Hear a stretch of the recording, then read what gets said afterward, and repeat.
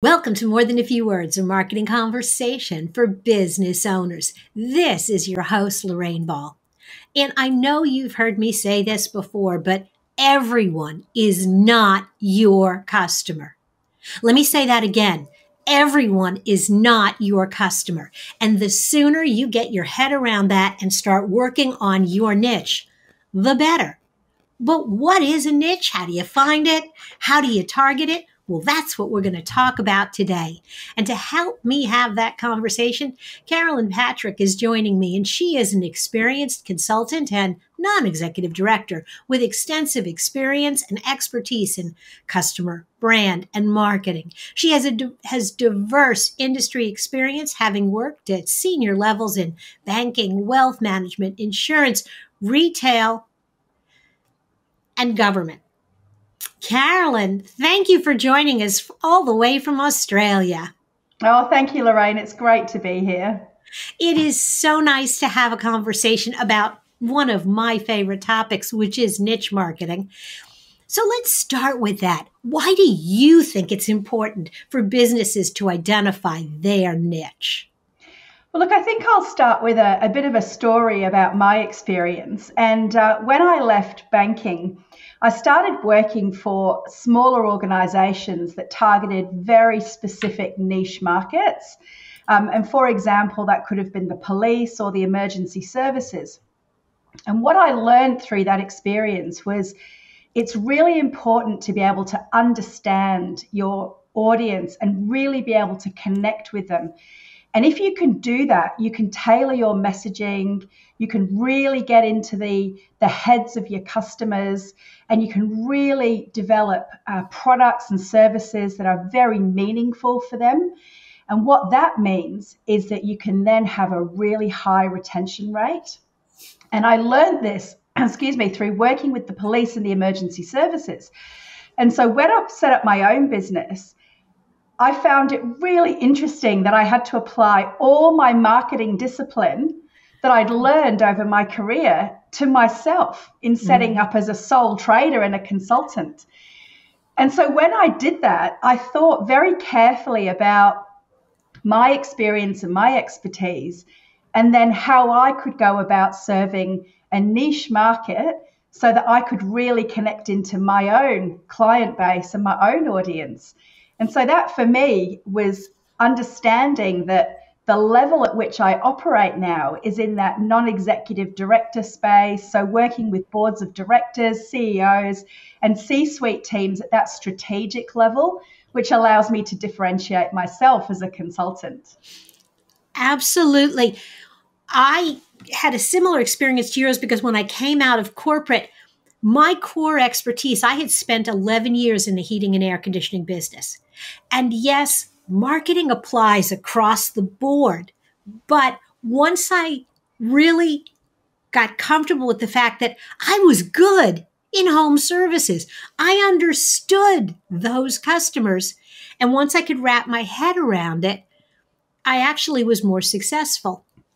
But in particularly for startups, there is a fear that, oh my God, if I pick a niche, does that mean I can't do business with anybody else? How do you balance that? Well, I think it's just really important to understand that in anything you do, if you try and cater to everybody, you end up serving no one. And that's, it's really interesting, I think, to look at the businesses that are around you in your community. I live near a tourist town. It's a German village, a very old German village here in the Adelaide Hills where I live. And, you know, before COVID and during COVID and after COVID, you saw businesses come and go, cafes, shops, restaurants, gift shops, that type of thing. And yet there are two businesses in that town that have survived and continued to thrive for decades. One of them is a knife shop and the other one is a medieval heraldry shop. And so you wouldn't think necessarily that they'd be the type of stores that would survive. But in fact, because they cater to a very specific group of people, they're known for their expertise and their speciality. And they would have enormous amounts of repeat business. And they'd be very, very good at what they do.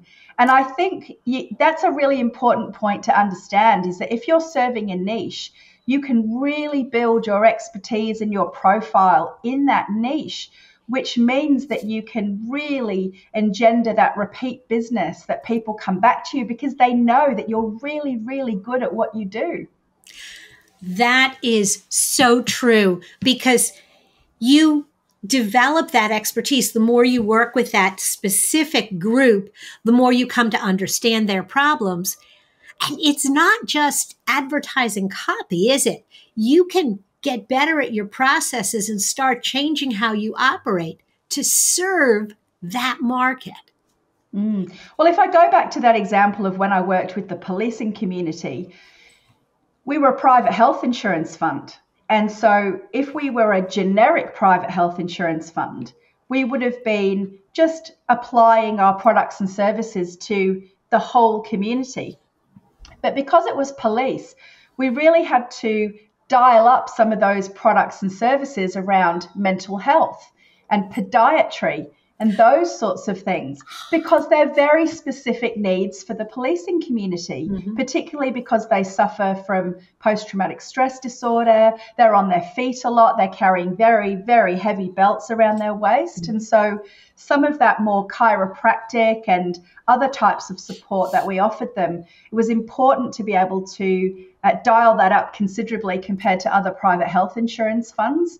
But I think for me, what's really interesting around that is, and what I've found as a consultant, is really it allows me to focus my marketing efforts on where I need to put myself to connect with my audience.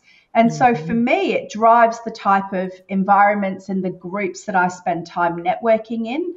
So I don't spend time networking in groups where there are no non-executive directors, CEOs, or C-suite people. So for me, it really allows me to target my own marketing and focus my own efforts and not dilute the money that I'm spending effectively on my own marketing efforts. Absolutely. But I want to go back to an early stage business for a moment, and let's look at the world through their eyes. I was lucky because when I first came out of corporate and I was starting my agency, I had a built-in niche because I had this expertise. But what if you really don't have a specific niche right off the bat that you're like, well, obviously I should work with this group. I mean, I could work with anybody. How do you go about figuring out where to start and how to start fine-tuning that niche? Yeah, that's a great question, Lorraine. And I really think that that's for small business owners, it's not about just picking one and then tailoring your message or your products and services to that. You have to figure out what you're really, really good at, and everybody can lean into their strengths.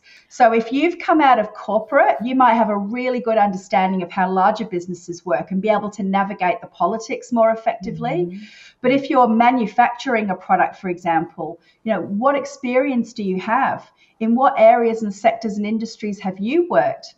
What can you do that can leverage your own expertise and your own strengths? Because that's the platform and the foundation that will give you really the strongest value proposition.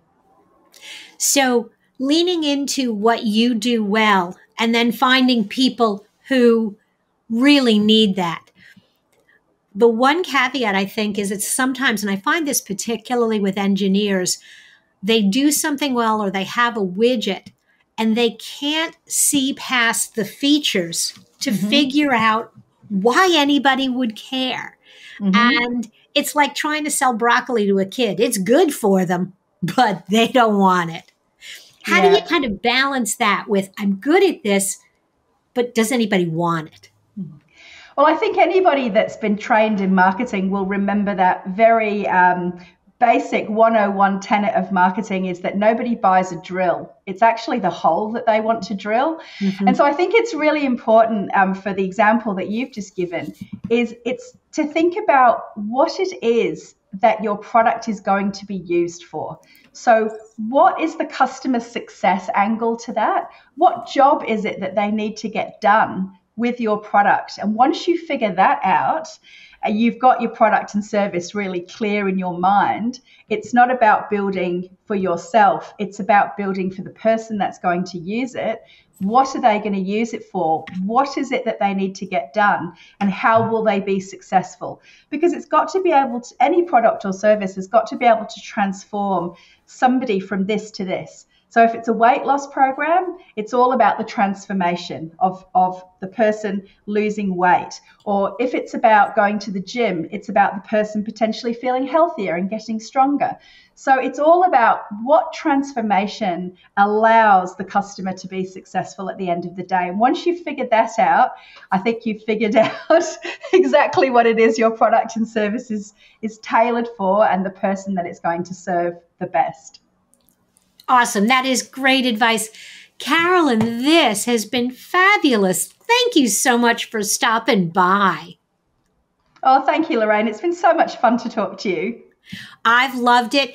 And I'm going to encourage anyone, if you guys are listening and you are curious about how all this works, if you would like to get a little clarity around your niche market, Carolyn has made a wonderful offer for guests of MTFW. She's offering a free 30-minute clarity call, and there will be a link in the show notes where you can learn more about that on her website, snapconsulting.com.au. Carolyn, thanks again. Thanks, Lorraine. And if you've enjoyed this conversation, if you'd like to find other resources for your business, be sure to check out our toolbox. Look for MTFW wherever you listen to podcasts. This has been another episode of More Than a Few Words. Thanks for listening.